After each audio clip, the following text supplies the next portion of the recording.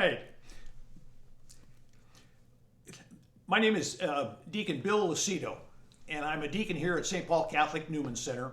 I'm here today to tell you about my faith journey. There are three people that really influenced my faith journey. My father, Father Sergio Negro, who was the pastor here from when the church started in 1964 until the late 90s, and my wife Betsy. I was born in Quantico, Virginia at a very early age when my dad was in the United States Marine Corps. And back then, Catholic families would take the child to church and have them baptized as soon as the mother could get out of the house. So I was baptized 2 weeks after I was born. I pretty much grew up in San Diego, California after the war.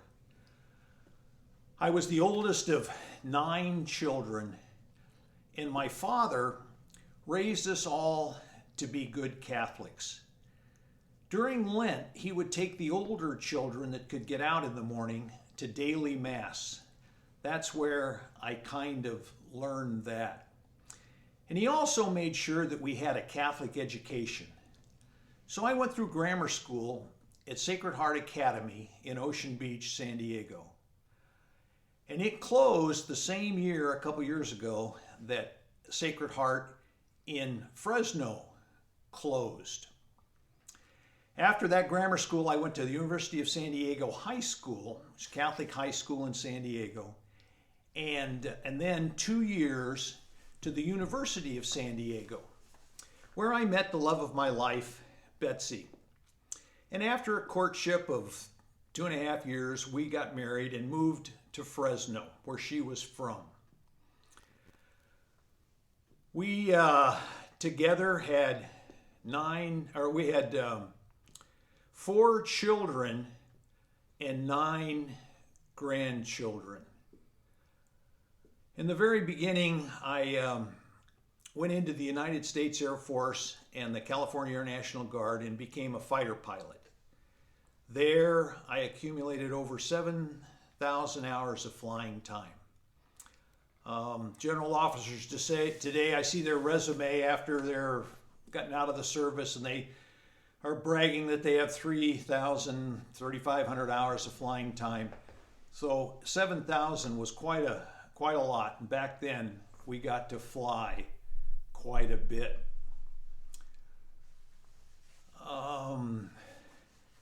After the service, I went to work for the Diocese of Fresno, and I wore many hats. I was the development director, raising money.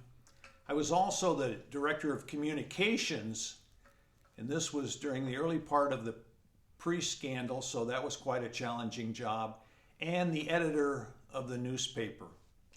I enjoyed my 11 years there working for Bishop Steinbach. Like I said, Betsy and I had 4 daughters, 4 beautiful daughters, and now 9 adorable grandchildren. And during that time when they were growing up, one of the ministries that Betsy and I had, and the girls too helped us out, was we had 32 unwed mothers from the Infant of Prague Adoption Agency that came and stayed with us during the latter part of their pregnancies before they gave up their children for adoption. The shortest one we ever had was for like 4 days over a weekend. The longest one was about 3 months. 30 of these women gave up their children for adoption. 2 of them didn't. One of them, I'm not sure if she made the right decision, but that's not for me to judge. The other one, I think, was old enough and mature enough and decided that she could be a single family mother. This was such a great ministry, and it was such a great way to raise our children in our Catholic faith and with an idea of service, just by example. Every time one of these young women would come into our house, one of our daughters had to have a roommate in their bedroom. just the way things worked out. When I was at the Diocese of Fresno, a priest, Father Rod Craig, came up to me one day and he said, "How come you're not in the diaconate program?" And I said, "Well, it takes too long. It took 7.5 years back then."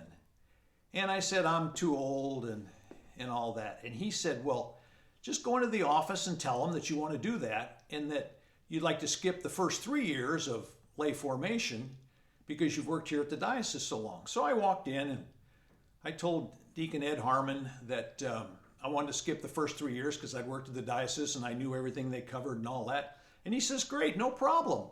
Just, bring in and show me your master's degree in divinity and we'll forego all that." I said, "Well, I don't have one." And he said, "Well, get to the end of the line." Well, I went to the end of the line, and 7.5 years later, I was ordained. For you canon lawyers, there's the term called to orders. The bishop has to call you to orders before he ordains you. And Bishop Steinbach was literally dying of lung cancer during this time frame. And he would have been the bishop to ordain us. And some smart Monsignor told him that if he didn't call us to orders during this time frame, that our ordination would be delayed 2 years. A year till we found a new bishop after he died, and probably another year after that, while that bishop came to know us. So he called us to orders, and he died. And 6 weeks later, we were scheduled to be ordained, and the diocese invited then retired, and still retired, Cardinal Roger Mahoney to come up, and he ordained us. And that was such a beautiful day. For those 7.5 years of training, Betsy traveled with me the whole time. She didn't have to write all the papers that we had to write in formation and all that, but she had to go to all the classes, and she truly supported me. We always tell the story when we tell our story together that we were on a retreat, a discernment retreat, and she wasn't sure this was really what we were called to do. She wasn't sure that she was called. So this question surfaced when the women were just meeting with the women facilitators, who were deacons' wives. And they said, "Betsy, God wouldn't call Bill to this ministry if he didn't call you." And that really resonated with Betsy, and she bought into that whole program. So, what is a deacon? Some people think that a deacon maybe is a glorified layperson, or others, a mini priest. In either case, neither one of those are right. Sometimes when people ask me, what is a deacon or what does a deacon do? It's tempting to answer it in a negative way. I can't celebrate Mass. I can't hear confessions. I can't anoint the sick. And sometimes you say, what is a deacon? And you say the positive things that they do. A deacon can baptize, he can witness marriages. A deacon is called to take viaticum to the sick, the last communion before they die, to do grave sites, and the deacon is supposed to be the minister of the cup at masses. But a better answer is the three really fundamental things that a deacon is about. And that is word, liturgy, and service. Now, by word we mean preaching the gospel. Not only reading it at Mass, but practicing it in our lives, like we are all called to do, lay people and priests and deacons. Liturgy is all those things I mentioned that are kind of like sacramental. The baptizing, marriages, grave sites, communion to the sick, and such. All these things are equally important, and service is a really interesting one. Deacons do all kinds of things: education, hospital ministry, prison ministry, administration. My call is pretty much to the sick and the dying and the homebound. And I also do some teaching in that here at Newman Center, our adult sacramental preparation class, that is Catholics that are baptized Catholic and need confirmation, we train them to be confirmed each year. But the idea of service is the deacon is not supposed to go to the prison and minister, or take communion to the homebound and the sick, or some of those other things, but in fact, train lay people and coordinate with the priest to have these things done. I do go into people's home and take them communion, but I organize so many dedicated volunteers here at Newman Center to do the same thing. You might call it a multiplying factor. And that is just such a blessing. I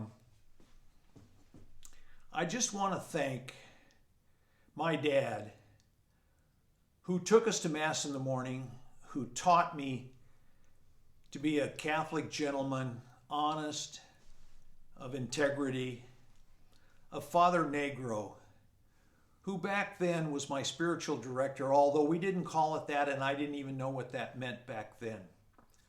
Early on after Vatican II, he invited some of us here at the Newman Center to become Eucharistic ministers before that was ever thought of before Vatican II, lay people distributing communion. And then he even invited me. I remember the very first person, I would take her communion every week. She was dying of cancer. And this was just something that he was doing, but he needed help to do. And then my wife, Betsy, we traveled together through all those years. My life came crashing down around me on January the 12th,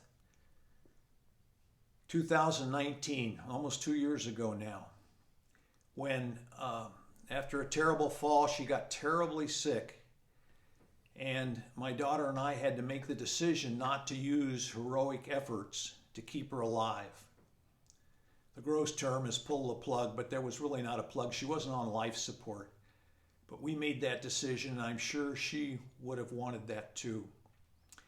But she traveled with me, and I traveled with her those 55 and a half years. So personally, I just want to thank those three people. I want to thank all the lay people that I have worked with over the years that have helped me. Hopefully I have helped them. For the religious women in my life, for the priests and bishops. May God bless them all, and may God bless you.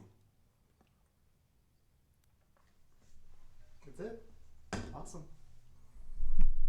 All right. That's amazing. I'm glad I didn't. How'd it feel? I'm great. I'm glad I left those notes at home. Yeah, you did. You rocked it. What, you know,